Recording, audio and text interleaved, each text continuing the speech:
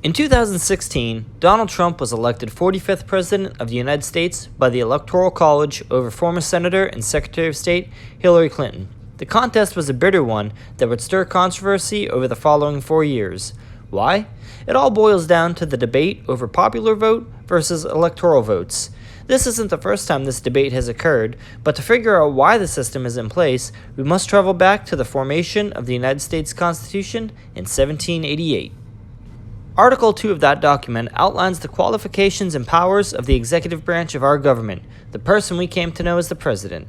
The founders wanted someone elected by the people for a term of 4 years who wouldn't become a tyrannical monarch like the old world.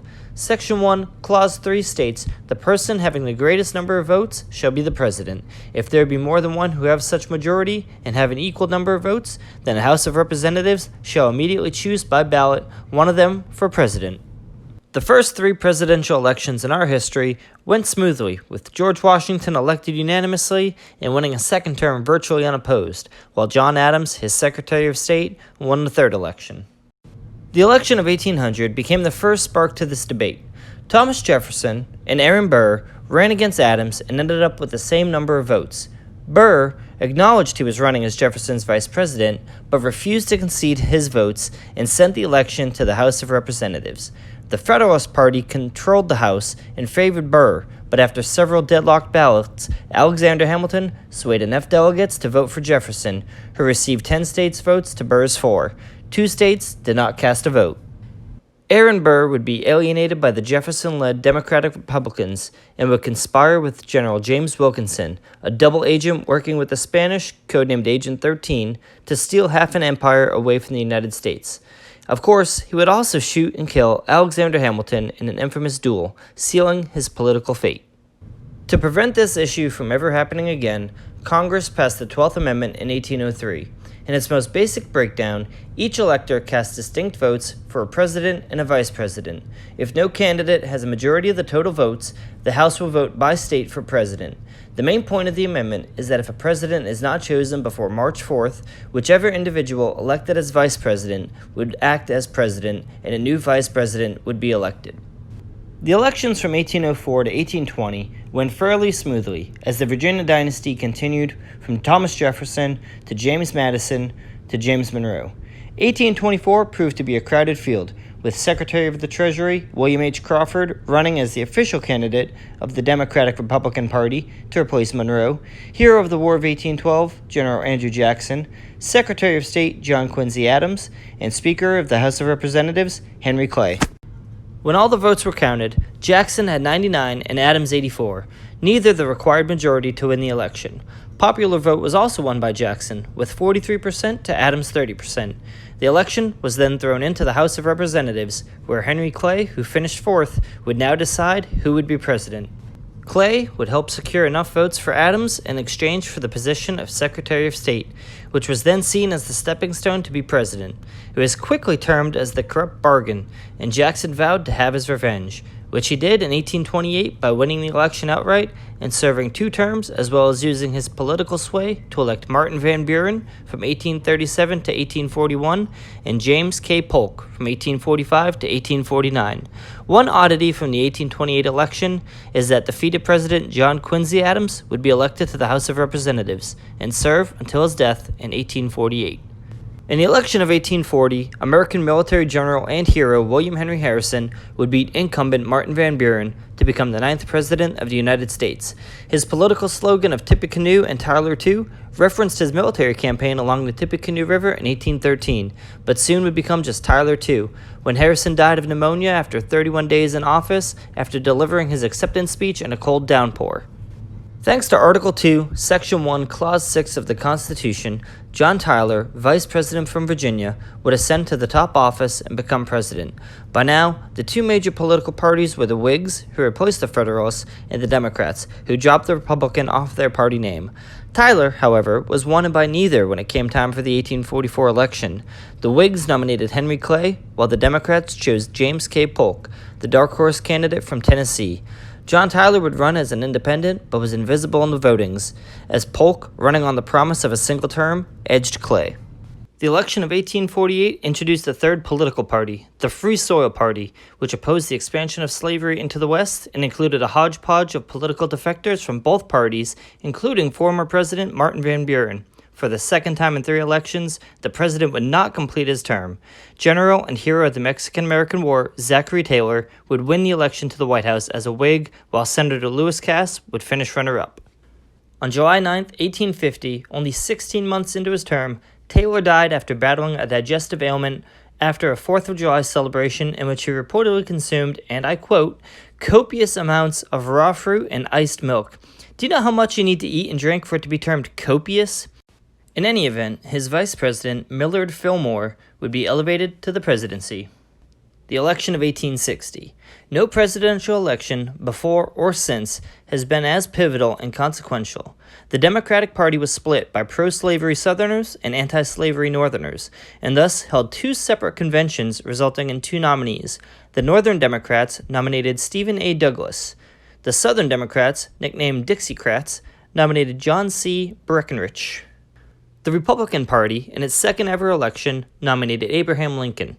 A 4th party, the Constitutional Union, essentially an updated Free Soil Party, nominated John Bell. Despite being left off of ballots in the southern states, Abraham Lincoln won 180 electoral votes and 1.8 million in the popular. John Breckinridge was an almost close second with 72 electoral votes. Of course, with 60% of the popular vote divided by Bell, Douglas, and Breckinridge, Lincoln was able to win the election handily.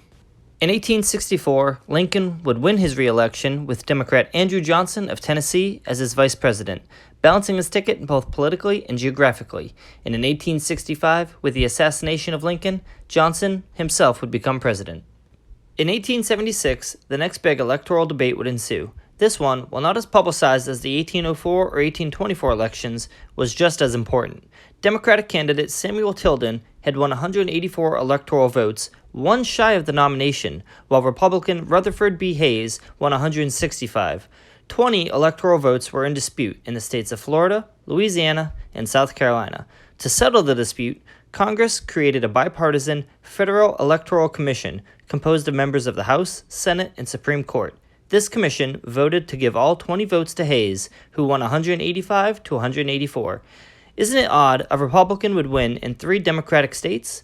Similar to the corrupt bargain, it is widely believed Hayes was given the votes if federal troops in the former Confederacy were pulled back, which essentially happened in 1877 with the abrupt end to Reconstruction. 12 years later, another hotly contested election occurred between Democratic President Grover Cleveland and Republican candidate Benjamin Harrison. Both ran pretty corrupt campaigns in which Republicans tried to buy voters outright, while the Democrats did everything to suppress the black vote. When the votes were tallied, Cleveland had won the entire South and beat Harrison in the popular vote by 90,000 votes. However, in winning the North and West, Harrison had garnered more electoral votes, winning 233 to 168. In 4 years, Cleveland would beat Harrison and become the first and only president to serve 2 non-consecutive terms. Not much changed by way of elections, and there were no election issues up until the 1930s. In 1932, Democrat Franklin Delano Roosevelt was elected president amidst the Great Depression. His public work projects would help jumpstart the country and propel us to victory in World War II. In 1933, Congress passed and the states ratified the 20th Amendment to the Constitution. It is known as the Lame Duck Amendment, as it removed the large time gap between being elected and taking office and moved the date up from March 4th to January. What it also did was make it possible for the vice president-elect to become president if the president-elect died before taking the oath of office. In 1940, FDR was elected to an unprecedented 3rd term. Most presidents to date had followed the example of Washington by only serving 2 terms, but with war waging in Europe, a war he knew would inevitably spill over into the United States, he ran for re-election. In 1944, he won election to a 4th term, but was unable to live out his full term, dying a year later, and Vice President Harry Truman was sworn in as president. In June of 1945, Truman requested Congress to revise the Presidential Succession Act of 1886. Presidential succession discussions date back to 1792, with the first act being passed. The second one passed in 1886, and essentially the two either added or removed potential offices to take over the presidency should anything happen to the top 2 heads of state. Truman felt elected officials should be placed ahead of those nominated by the president, followed by cabinet positions in the order that they were established. As such, the line goes President, Vice President, Speaker of the House, President pro tempore of the Senate, and then the cabinet positions. Also in Truman's presidency, the 22nd Amendment to the Constitution was submitted in 1947 and ratified by the states in 1951. This amendment limited the number of terms a president could serve to 2. It also capped anyone filling the office for more than 2 years from running for more than one more term. It also prohibits anyone who served 2 full terms as president from being nominated as someone else's vice president. This amendment wouldn't have affected Lyndon B. Johnson, who served for the year remaining in JFK's presidency after his assassination before winning his own 4-year term. Johnson could have served a total of 9 years, but the nation instead elected Richard Nixon as president. Nixon would present his own big first for inheriting a presidency: his resignation. Throughout 1973 and 1974, Watergate captivated the nation. The infamous spy campaign by the Republican Party on the Democrat National Convention at the Watergate Hotel in Washington, D.C.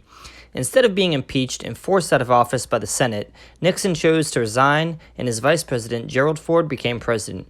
It could be argued that Ford, as vice president, may have been aware of what Nixon was doing and should have been removed as well. But as it was, Nixon bore the responsibility and of course was caught on tape trying to cover it up.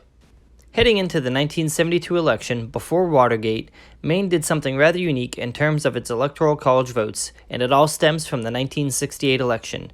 There was a 3-way race between Republican Nixon, Democrat Hubert Humphrey, and American Independent George Wallace.